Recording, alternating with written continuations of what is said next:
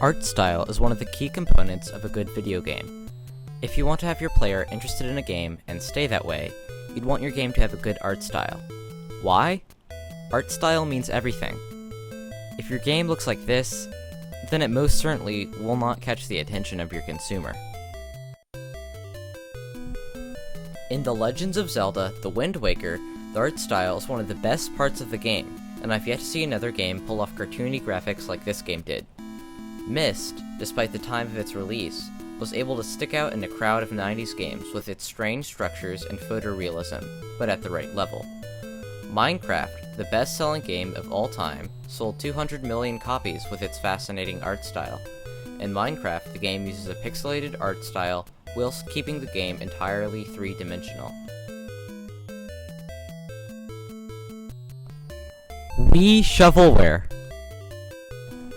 Just because a game's art style is, good, that doesn't mean that the game's art style was pulled off well. This is very visible in Hyrule Warriors: Age of Calamity, where the marvelous art style from Breath of the Wild is present. The game gets to a point where you see a lot of darkness and night stages, and not enough brightness. But even when the daytime stage comes around, the game's photorealistic graphics and blurriness effects work in tandem to dissuade me from being absorbed into the game world.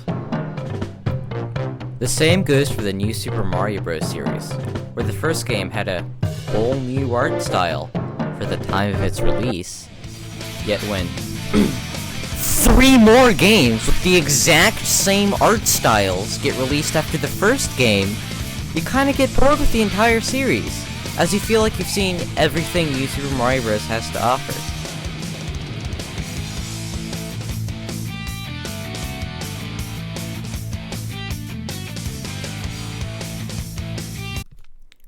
Finally, with Hyrule Warriors Definitive Edition, a game notable for being quite time-demanding, people tend to get very bored of the gameplay design and the art style at the same time.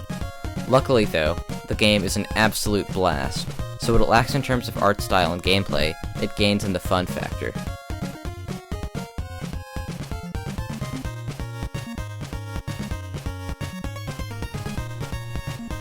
Okami HD uses an art style that makes the game look as if it were all a watercolor painting, which in turn creates a lovely and engaging game. I can't seem to imagine how this game was programmed based on how unique the art style is. Here is a particularly bad art style, if you could call it one. Night Vision: See in the Dark is not an actual game, but a poorly made night vision feature for the Nintendo Switch that costs $10. It uses the camera feature on the Switch's right Joy-Con for your night vision needs. It's very laggy, but the image used on the home screen is a serial killer's teddy bear, so I thought you might want to hear about this quote-unquote game. Unfortunately, you can't record footage for Night Vision: See in the Dark, but it's kinda funny. It was released as a $10 game. There's also a $10 calculator thing for the Switch, but that's for later. See you next